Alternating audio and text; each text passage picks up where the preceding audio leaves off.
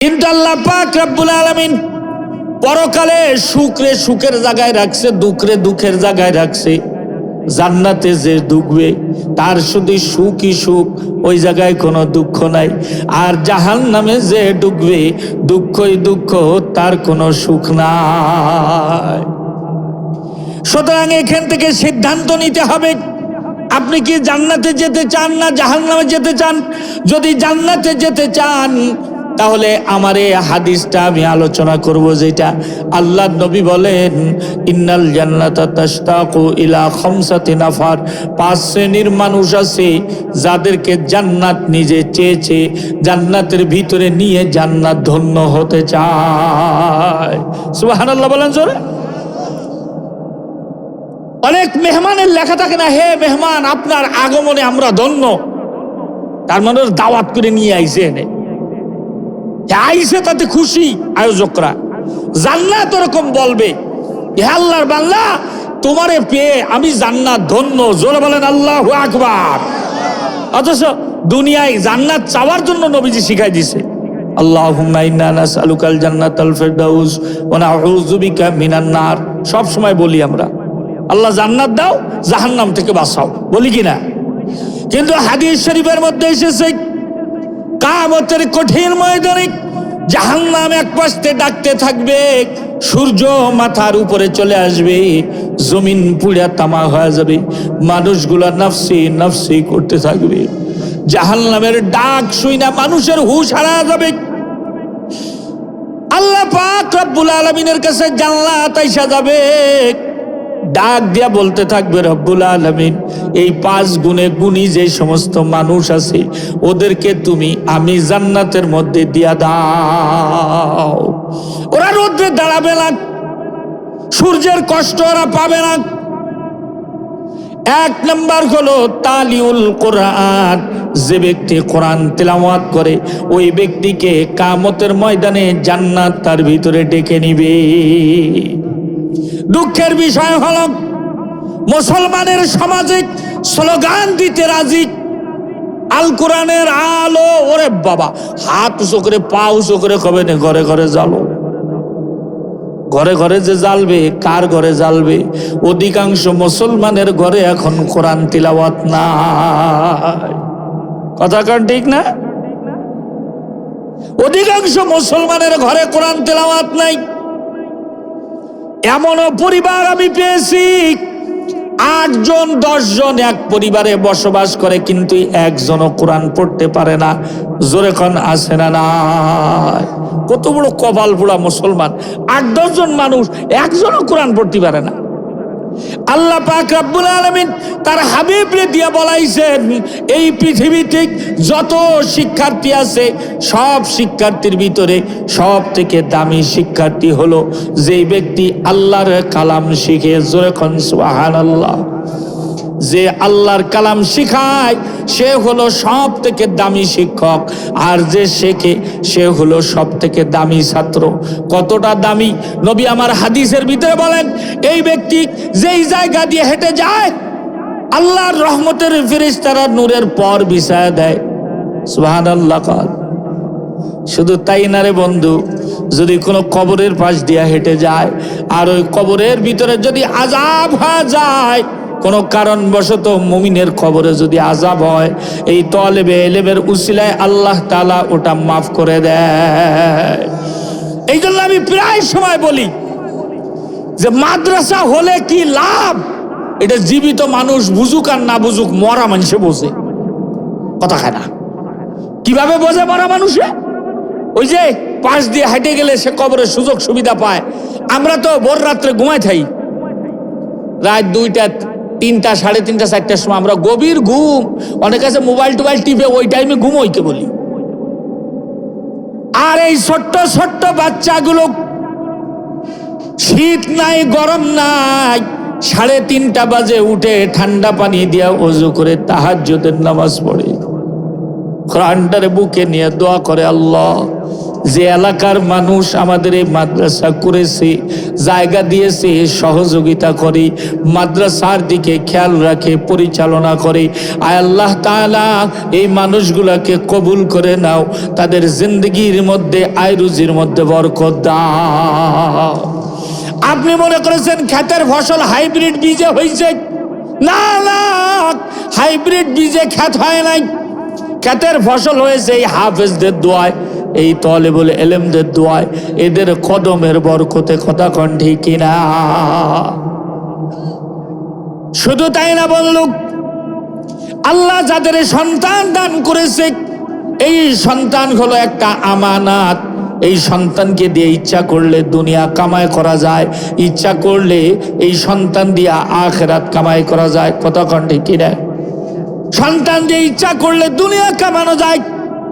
সন্তান দিয়ে দিন শিখাইলেন, লাখ দুনিয়ার লাইনে বড় বানাইলেন, দুনিয়ায় এসে ওসি ডিসি এসপি বড় ব্যবসায়ী হয়ে গেল, প্রফেসর ইঞ্জিনিয়ার হয়ে গেল, কোটি কোটি টাকার মালিক হয়ে গেল, 10 তলা 20 তলা বিল্ডিং 2টা করলো। কিন্তু পরকালে যা যখন আল্লাহ তাআলার সামনে হিসাব দিতে দাঁড়াবে, আমল নামার ভিতরে কোনো নেকি নাই। কারণ দিন শেখে নাই, দিন বোঝে নাই। ফরজ গোসল কেমনে করতে হয় জানে না, অজুর ফরজ জানে না, গোসলের ফরজ জানে না, নামাজের ওয়াজিব জানে না, সুন্নত জানে না, ফরজ জানে না, কিছু জানে না। স্কুলে কি এগুলো শিখায়? জানবে করতে? আল্লাহ পাক রব্বুল আলামিনের কাছে যখন ধরা খেয়ে যাবে এই বান্দা, আল্লাহ পাক রব্বুল আলামিন জাহান্নামের ফয়সালা করে দিবে। যা, দিন শেখোস নাই, দিন মানুষ নাই, যা জাহান্নামে চলে যা। বান্দা তখন বলবে, আল্লাহ আজকে আমার জীবনের শেষ হিসাব, আজকের পরে আমার আর হিসাব হবে না। হবে নাকি? কিয়ামতের দিনের পরে আর হিসাব হবে? কথা কন, একটু জোরে কন, হবে? কিয়ামতের দিবসেই শেষ। বলবে রব্বুল আলামিন, আমার 2টা কথা আছে, আজকে এই 2টা কথা তোমার শোনাই লাগবে। খেয়াল করে শুনেন, যাদের কবরে যাওয়া লাগবে, হিসাব দেওয়া লাগবে, তারা শোনেন। যার কবরে যাওয়া লাগবে না, হিসাব দেওয়া লাগবে না, সে না শুনলেও চলবে। আল্লাহ পাক রব্বুল আলামিনের কাছে বলবে, আমার 2টা নালিশ আছে। কয়টা? কথা কন। আল্লাহ যার ব্যাপারে নালিশ দিব তারে একটু সামনে নিয়ে আসেন। ওই সন্তান বলবে, আল্লাহ পাক বলবে, কারে আনবো? বলে, আমার মা বাপরে একটু আইনা হাজির করে। কারে হাজির করবে? এই কথা কান, কারে হাজির করবে? মা বাপরে। ভাই, এই ডিস্টার্ব করবা না। অন্য 8-10টা বক্তার মতো আমি না, তুমি মনে করে না। আইসো ওয়াজের মাঝখানে, আইসি স্ট্যান্ড ঠাঙা আইসি। এখন মা বাপরে আইনে হাজির করবে। আচ্ছা বলেন তো, আপনারা যারা এখানে আছেন, আপনাদের সন্তান যারা আপনাদের সাথে এখনো খায়, আপনাদের এখানে থানা কি? সদর? কথা এটা সদর। এই থানায় যে আপনার নামে মামলা করেছে আপনার সন্তান, আপনি শুনেছেন যে থানায় আপনার নামে মামলা করেছে, আপনি ওই ছেলের আইনে তো দেশি মুরগি ভুনা করে খাওয়াবেন। কি কন? হ্যাঁ, কি করবেন? মুড়ো জাটা নিয়ে দাবলাতি দাবলাতি ওরে একদম ওই যে কি কয় হাটগোপালপুর পার করে দিয়ে আসবেন না? শয়তান, তুই আমার খাস, আমার ভরিস, আমার বাড়ি থাইস, তুই আমার নামে মামলা করেছিস, এত বড় সাহস? বলবেন কিনা? আচ্ছা বলেন তো, দুনিয়ায় যে মামলা আছে, এই মামলার তদবির করা যায় কিনা? আরে কথা কয় না কেন? তদবির করা যায়, খালাস পাওয়া যায়, জামিন পাওয়া যায়। এই মামলায় যদি এত রাগ হন, কিয়ামতের ময়দানে আপনার সন্তান যদি আপনার নামে মামলা করে, তাহলে ওই দিন তো ও তদবিরও নেই, ওটা ঘুষ দেওয়ারও লাইন নেই, জামিন হওয়ারও লাইন নেই। কি মামলা করবে? আল্লাহ তাআলা সূরা ফুরকানের মধ্যে ওই আয়াত 2টা তুলে ধরছে। ওই সন্তান তখন কি বলবে শোনাবো আপনাদেরকে।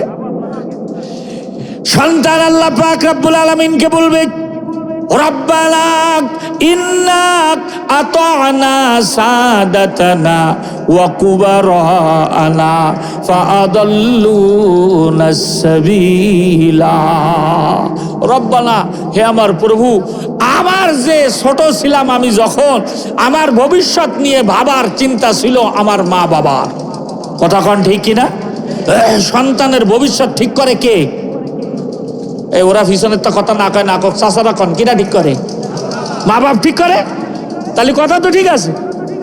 ইল্লা আতানা সাদাতানা কুবারানা, এরা আমার মুরব্বী ছিল, ওদের আই ইনকাম খাতাম, ওদের কামাই করার টাকা দিয়ে জামা কাপড় কিনে আমি পরতাম, ওদের করা বাড়ি আমি থাকতাম।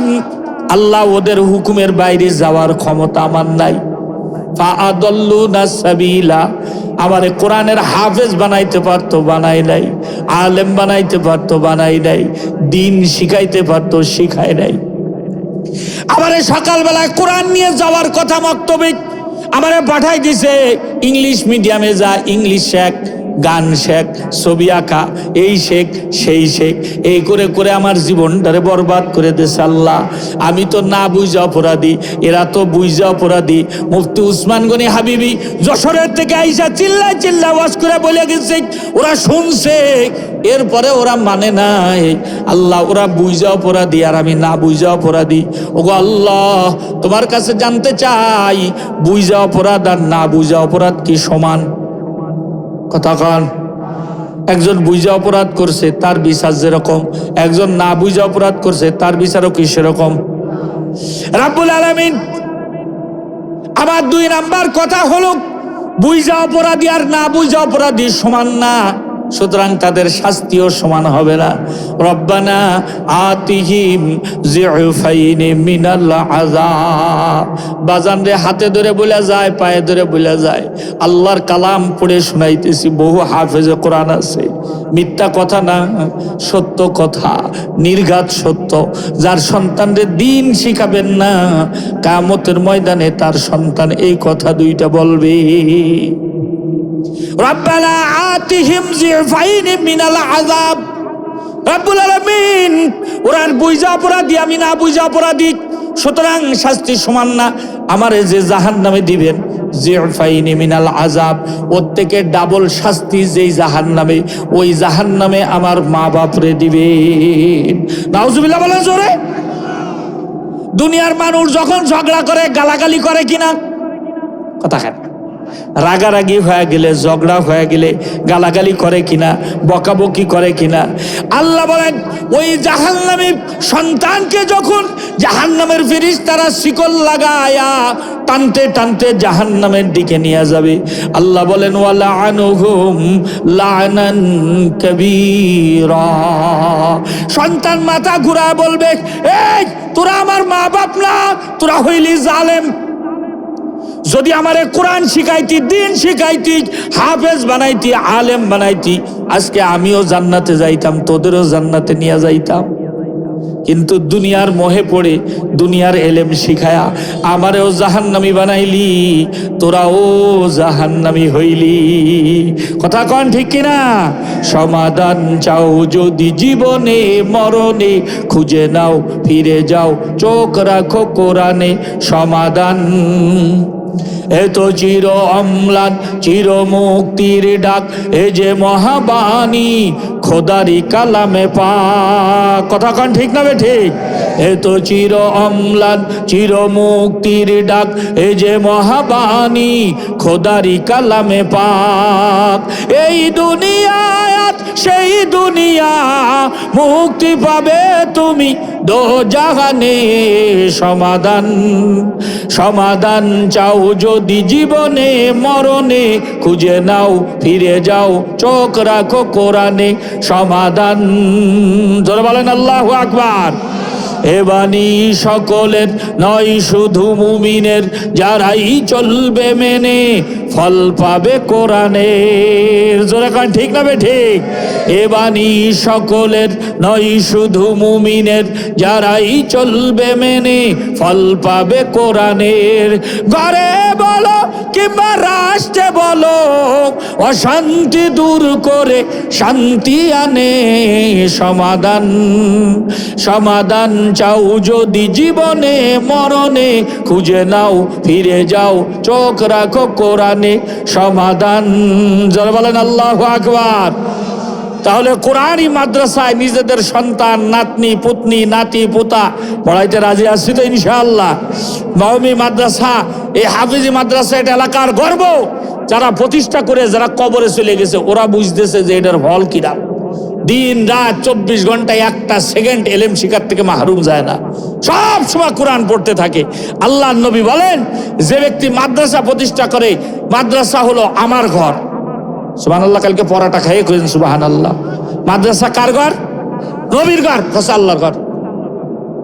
আল্লাহর ঘর তো মসজিদ। মাদ্রাসা কার ঘর?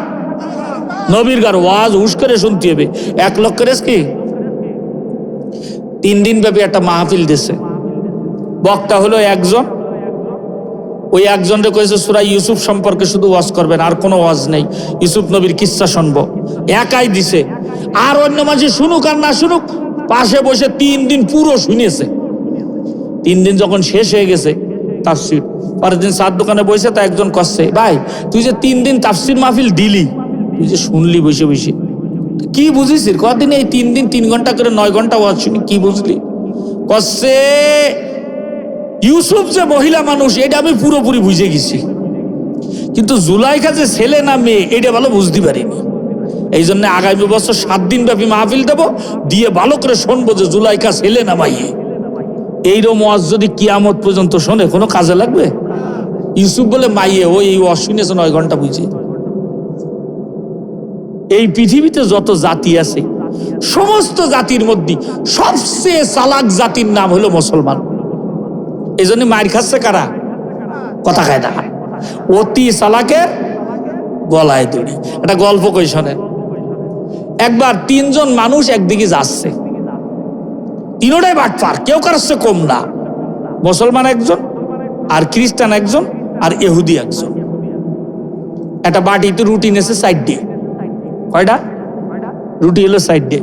3 জনের ধান্দা হইলো রুটি সাইডটা আমি একাই খাবো, ওকে দুটোরে দেবো না। এখন বর্তমান দুনিয়ার পরিবেশ যেটা, সবার মনে একই চিন্তা, সব আমি খাবো, কারোর দেবো না। এই কথা ভুল কইছি? এই সমাজের চিত্র তো এরকমই। কেউ কারোরে ছাড় দিতে চায় না, তা না হলে জমি জামার জন্যই নিজের বাইরে খুন করে ফেলে। কোনোদিন নিজের বাপের লাশ আটকা রয়েছে, কয়দিন আগে পত্রিকা আইছে, বাপের লাশ 18 ঘন্টা উপরে থুয়ে দিয়েছে যে জমি জামা ভাগ হবে, তারপরে বুড়োর কবর হবে। ঠিকই আছে, শরীয়তের নির্দেশ হলে মরে যাওয়ার আগে যাত্রা তারা বুঝাই দিয়ে যাও, ও বুড়ো মরবে তা জমি লিখে দিয়ে যাবে না। কয় কি যদি লিখে দিই তা খাতি দেবে কি? যে খাতি দেবে না ওরকম তা তুই ফুটোইছিস কেন যে তোর খাতি দেবে না? নিজে ছেলেবেলে তোরে খাতি দেবে না, ওরকম ছেলেবেলে পরিচয় দেওয়া তো উচিত না। ও সব জমি জামা মসজিদ মাদ্রাসায় লিখে দিকে যা। এই কথা কন ঠিক কিনা? এখন কিছু দূর যায় 3 জনে চিন্তা করতেছে রুটি তো খাওয়ার দরকার, কি করা যায়? একজন কচ্ছে, ভাই বসেন দিন, বসে রুটি কটা খাইয়ে নি, আবার যাই, খিদে লেগে গেছে, দুপুরে হয়ে গেছে। তা কয়টা করে খাবা? তো সবাই কচ্ছে আমি 2টো খাবো। রুটি হলো কয়টা? Side day. তা লোক হলো 3 জন, 2টো করে খালি তো 6টা লাগে। কচ্ছে তুমি 2টো খাবে কেন? তুমি 2টো খান, সবাই সব মারামারি করতেছে। তো কচ্ছে তাহলে এক কাজ করি, মুসলমানটা কচ্ছে যে আমরা সবাই ঘুমোই, ঘুমোয় যে সবচেয়ে ভালো স্বপ্ন দেখবে সে খাবে 2টো, আর বাকিরা খাবে একটা একটা। স্বপ্ন কি নিজে নিজে দেখা যায়? ঠিক আছে, ঘুমাইছে 3 জনে। ঘুমায় ঘন্টা 1.5 পরে উঠেছে মুসলমান, ওই 2টো ডাকে উঠেছে, ওট ওট, আর কত ঘুমাবি, রুটি খাবি না, ওট। উঠেছে, উঠে এবার হাত মুখ দিয়ে 3 জন বইছে গোল হয়ে, বাটিটা মাঝখানে রেখে কচ্ছে তাহলে এবার কও শুরু করো। মুসলমান প্রথমে খ্রিস্টানদের কাছে, তুমি কও কি স্বপ্ন দেখিসাও? কচ্ছে আমি স্বপ্ন দেখেছি ঘুমানোর সাথে সাথে 4র্থ আসমানের তামাকের নবী ঈসা আমারে ডাক দিয়ে কচ্ছে, আহারে উম্মত এনে শুয়ে রয়েছি, আয় 4র্থ আসমানে বসে গল্প করি। নবীর সাথে গল্প টল্প করে কেবল ফিরে আইস, স্বপ্ন দেখেছি। এটা কিরাম স্বপ্ন? ওরা 2 জন কাছে খুব ভালো স্বপ্ন। এবার ইহুদিরা কচ্ছে তুমি কি স্বপ্ন দেখিস? কচ্ছে আমি সুতি দেরি দেখি আমাকে নবী মুসা এই পার যাইতে যাচ্ছে। আবার দেখে কচ্ছে উম্মত তুই এনে শুয়ে রয়েছিস কেন? তা আমি কচ্ছি নবী করে যাচ্ছেন। তুর পাড়ে যাচ্ছে আল্লাহর সাথে কথা কথি। কচ্ছে আমিও যাব। আমি নবীর সাথে যে তুর পাড়ে বসে বসে আল্লাহর সাথে এত সময় কথা কেবল ফিরে আসলাম। কিরাম স্বপ্ন? কচ্ছে ওরটা আছে, তোরটা আরো ভালো। আর মুসলমানরা কচ্ছে আমাকে 2 জনেরটা তো শুনলে, তোমারটা কও। মুসলমান কাছে আমার স্বপ্ন শোনার আগে বাটি খুলে দেখো রুটি আছে কিনা। রুটি নিয়েই তো মারামারি। তো রুটি যদি না থাকে তো স্বপ্ন শুনে কি হবে? বাটি খুলে দেয়, রুটি একটাও নেই। এই যে 2 জন আছে এরা তো বিশাল খুশি হয়েছে। কি কর? আছে জি, রুটি খাই বেলাইছে, খুশি হয়েছে। ওরা তো বিশাল বিশাল 2 চলা নিয়ে আইছে, আইনে কাছে তোরে 12 আজকে মেরিয়ে বেলাই দেবো। শয়তান, তুই রুটি খালি কেন? আচ্ছা ভাই শোনো, তোমাকে 2 জনের স্বপ্ন শুনিছি না আমি? হ্যাঁ, তা আমারটাও শুনে নাও।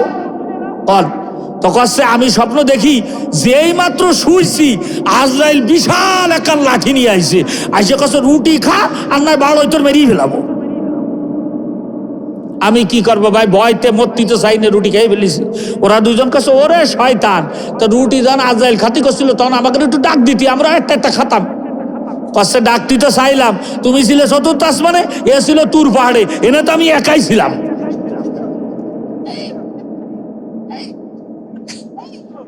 এইরকম চালাকি করে যদি অন্য মানুষের সম্পদ খায়, সে তো বিনা হিসেবে জান্নাতে চলে যাবে। কি কয় বন্ধুরা আমার, যে কথা বলছিলাম, এই পৃথিবীর থেকে মানুষ যখন হায়াত শেষ হয়ে যাবে তার আমলনামা বন্ধ হয়ে যাবে। নবীজি বলেন, ইদা মাতাল ইনসান ইনকাতা আমালুহু, মানুষ মারা যাওয়ার সাথে সাথে তার আমলনামা বন্ধ হয়ে যাবে। কত হাজার বছর থাকা লাগবে জানা নাই। আল্লাহর নবী বলেন, সর্বশেষ যে ব্যক্তি মারা যাবে ওই ব্যক্তিও কমপক্ষে 40,000 বছর কবরে থাকবে।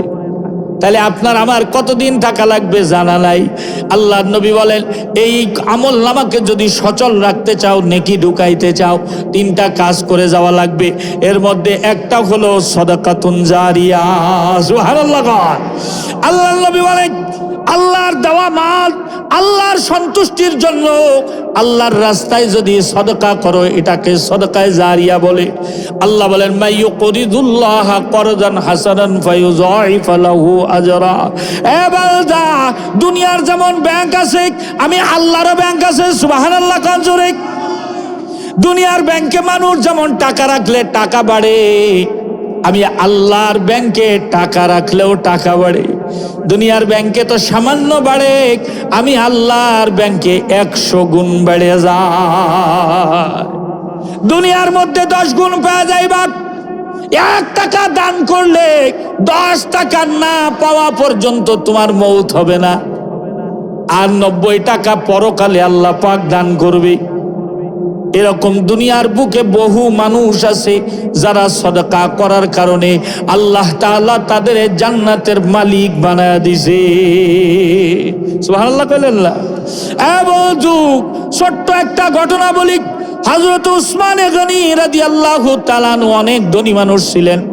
ইসলামের একদম প্রাথমিক যুগে মুসলমানরা আর কাফেররা মক্কার একটা কূপ থেকে পানি নিত।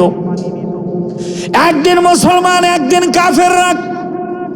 কিন্তু কাফেরদের স্বভাব ছিল, যেই দিন মুসলমানরা পানি নিবে ওই দিন কাফেররা আইসা ঝামেলা করত।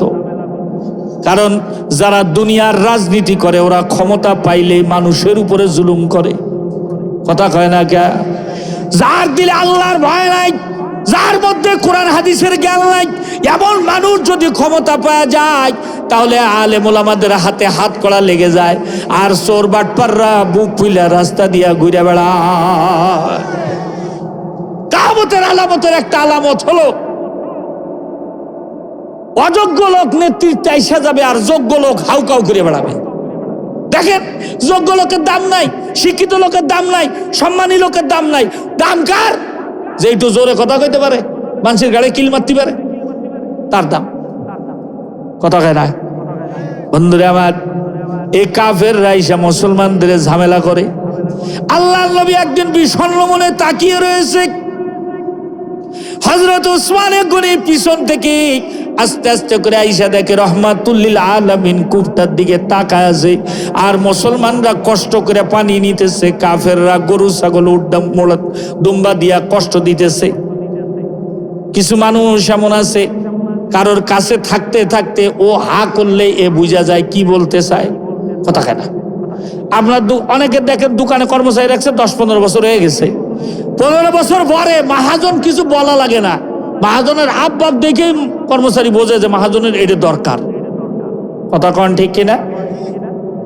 হযরত উসমান গনি বুঝা ফেললেন ওই কূপটা যদি মুসলমানদের হয়ে যায় তাহলে বড় উপকার হয়।